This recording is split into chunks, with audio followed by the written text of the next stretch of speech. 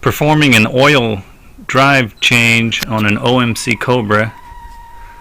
I've removed the top dipstick, also removed the bottom drain. Oil is coming out, the drive oil.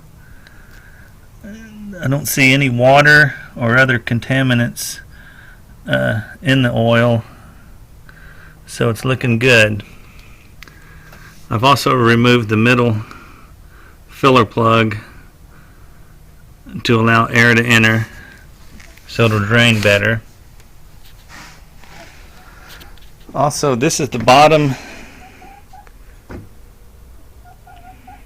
and the middle plug.